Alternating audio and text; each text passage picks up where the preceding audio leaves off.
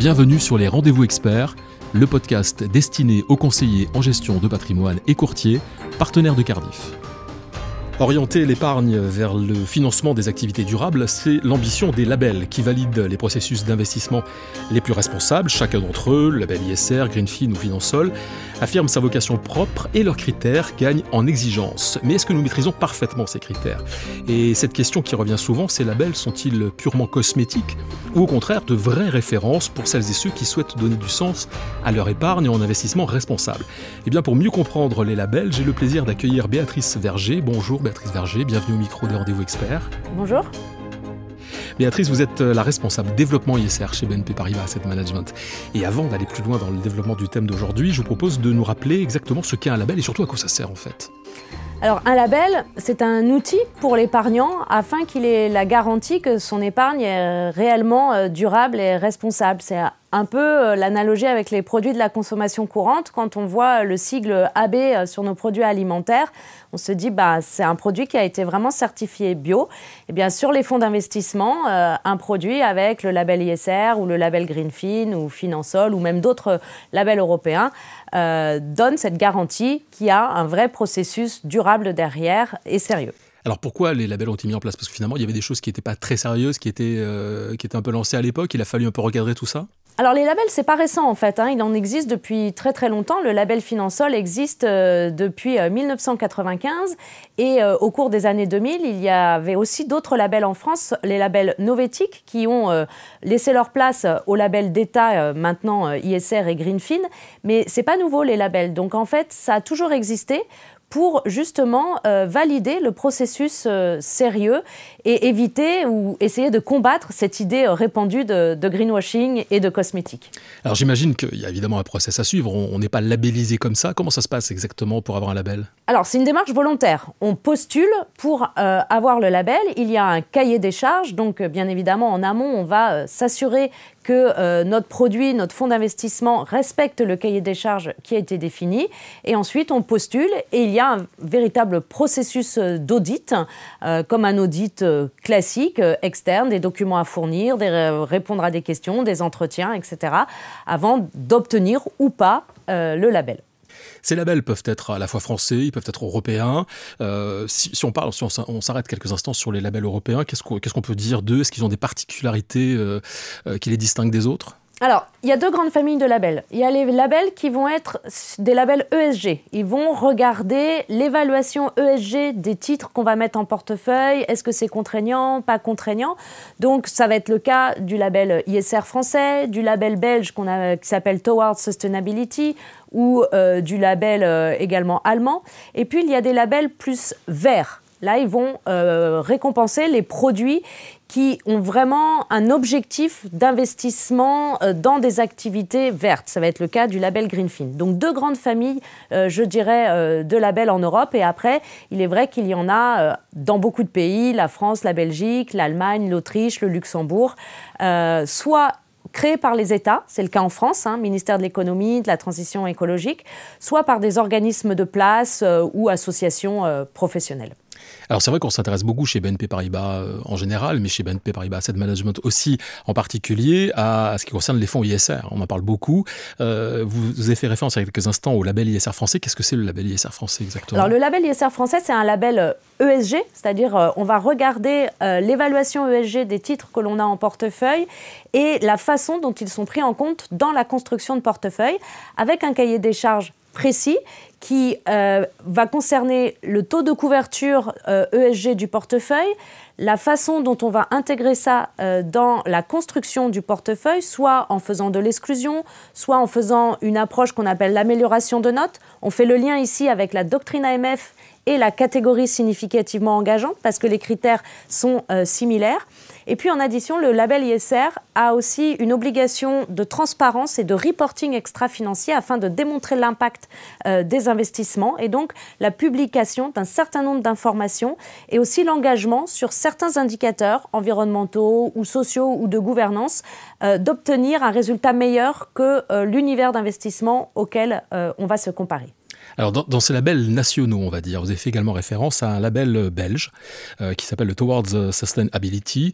Qu'est-ce qu'il a de particulier, ce label? Alors ce label, il a été créé en 2019, donc lui, il est assez récent.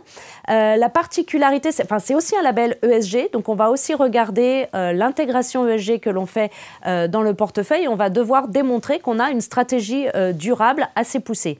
Mais ce label, à la différence du label ISR français, il définit aussi un certain nombre d'exclusions sectorielles, comme le secteur du tabac, des armes, du pétrole et gaz non conventionnels, qui donc du coup encadrent la liste des titres qui sont éligibles dans un portefeuille qui ont le label Towards Sustainability. Est-ce que des fonds peuvent être plusieurs fois labellisés, en tout cas faire un cumul de labels, si j'ose dire? Tout à fait, comme je vous le disais, c'est une démarche volontaire. Donc si vous avez un produit qui est commercialisé à la fois en France et en Belgique, eh bien le produit peut avoir tout à fait les deux labels. Donc les deux cahiers des charges vont s'appliquer aux produits. C'est le cas notamment des gammes luxembourgeoises qui sont commercialisées un peu partout en Europe.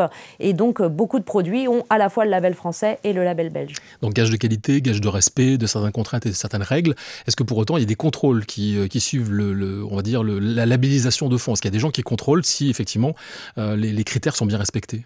Alors oui, on a déjà un audit initial qui est réalisé, que ce soit n'importe quel label, il y a ce processus d'audit et donc on peut obtenir ou pas le label, on peut être conforme à 100% ou pas conforme à 100% et il y a une revue annuel en général de cet audit. Soit vous obtenez le label pour 3 ans, c'est le cas du label ISR en France, mais chaque année, les auditeurs vont vous demander de fournir les documents qui leur permettent de vérifier que vous êtes toujours bien conforme. Ou alors en Belgique, là, le label, on l'obtient pour 1 an, donc chaque année, il faut repostuler, si je puis dire. Alors vous avez fait également référence tout à l'heure à ce qu'on appelle le greenwashing. Ça a été très à la mode pendant un certain temps. Beaucoup de gens dénonçaient des pratiques qui étaient peu compatibles avec les engagements pris en termes d'investissement durable. Est-ce que ces labels, on peut dire que vraiment ils permettent d'éviter ce greenwashing? Ils y contribuent parce que ce n'est pas juste la société de gestion qui va dire « Regardez comme mon produit est beau, durable, tout ce que je fais, etc. » On a vraiment respecté un cahier des charges, on a été audité. Donc, on peut critiquer que le label n'est pas assez exigeant ou pas, mais en tout cas, il respecte un cahier des charges qui a été défini, qui est amené à évoluer. Déjà, le label ISR, c'est la 2e version du cahier des charges. En Belgique aussi, on a une 2e version. Donc, en fait, ces cahiers des charges évoluent aussi avec les évolutions de la finance durable. Donc, pour moi, oui, ils contribuent vraiment à casser cette image de greenwashing parce qu'il y a un vrai processus et sérieux et qui prend beaucoup de temps aux sociétés de gestion, je peux vous le dire, d'être conforme à ces cahiers des charges. Est-ce que le fait qu'il y ait pléthore de labels nationaux, européens, ça ne dévalorise pas en quelque sorte le label? Est-ce que ça ne brouille pas un peu les pistes? Est-ce qu'on ne peut pas envisager une sorte d'uniformisation des labels? Alors, il est sûr que plusieurs labels avec plusieurs cahiers des charges différents, ils ne demandent pas tous les mêmes choses. Pour l'épargnant final, ça peut devenir un peu compliqué. Alors, il n'existe pas encore en Europe de label qui va rassembler tous les labels nationaux.